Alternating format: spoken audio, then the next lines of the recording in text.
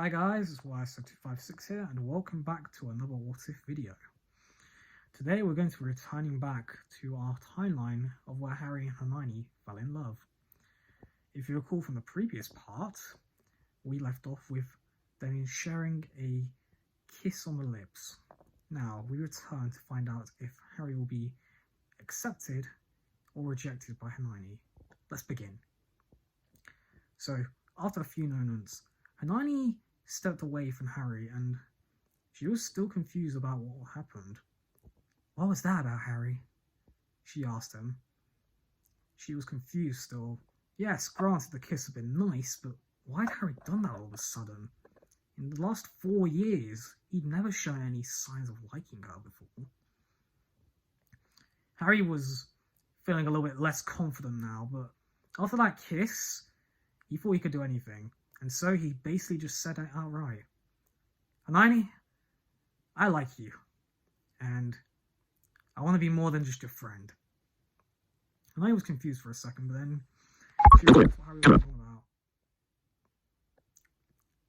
So she thought for a moment.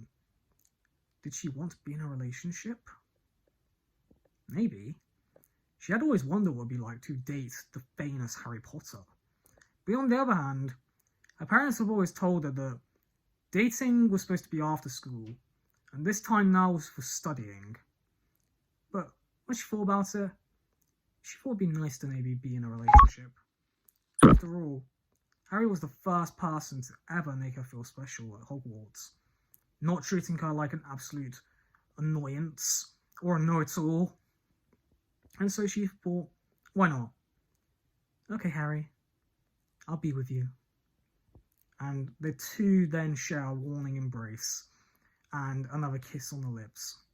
Meanwhile, back upstairs in the boys' dormitory, Ron was wondering what was taking Harry so long to do his homework.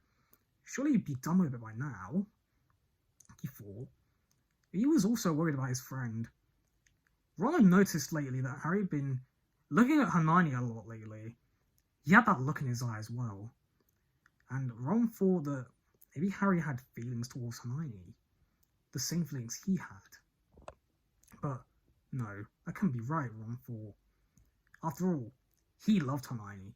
No, he was obsessed with Hermione. But Ron did come from a wizarding household, and he knew the rules with girls. You couldn't just go up to them and ask them that you liked them. Ask them out. No. You had to do it properly. There was procedures.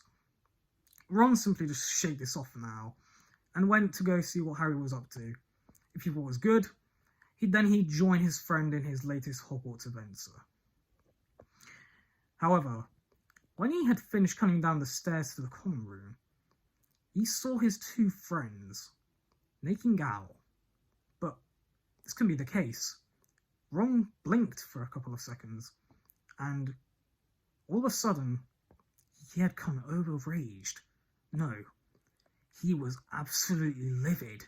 His two best friends making out? Well, one friend and his crush, but that was besides the point, Ron thought. In his eyes, Harry had just gone behind his back and betrayed him.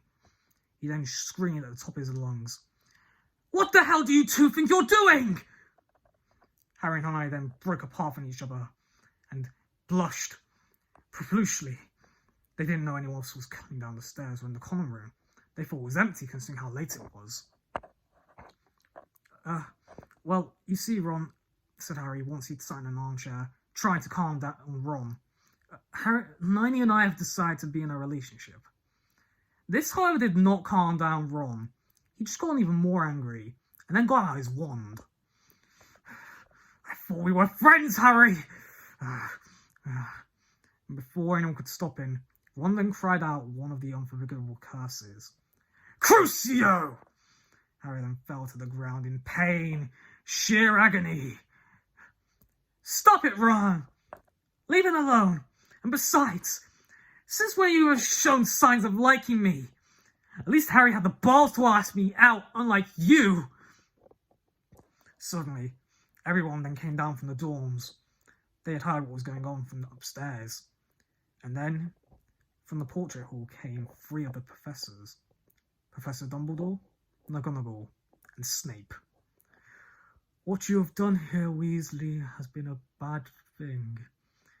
Normally, this would cost you a life sentence in Azkaban for that unforgivable curse, but for you it shall be a more fitting fate. You shall do detention for the rest of the year. No, for the rest of your time at Hogwarts. You will do tasks for Professor Snape every day for as long as you are at Hogwarts." Ron sighed and just simply went back up to the dorm. He was annoyed, but what had been done had done, and there was no going back on this. Everyone then went back up to their dorms, except for Harry and Hermione. And Harry then sighed. "I shouldn't have done this. I should have told him. I should have tried and reasoned with him." But Hermione then stared at him, shushing him, and placed a soft kiss on his lips. "Harry, my darling, there's nothing you could have done. What could you have said that would cheer him up and calm him down? I should have explained things to him, Hermione. I should have told him before I asked you out that I liked you." But Hermione then simply told Harry that what happened had happened. There's no going back. And then Harry thought about this and said, "Yeah, you know what? Who cares what Ron thinks? He deserves what he's done. He's supposed to be our friend. And he then goes and does one of those curses on me.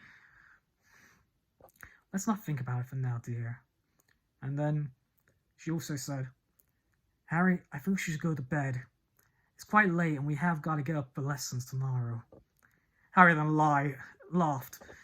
He knew that lessons would be the one thing on Hermione's mind.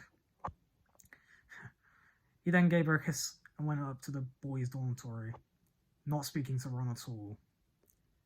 And that is where we're going to be leaving things for part 2, guys.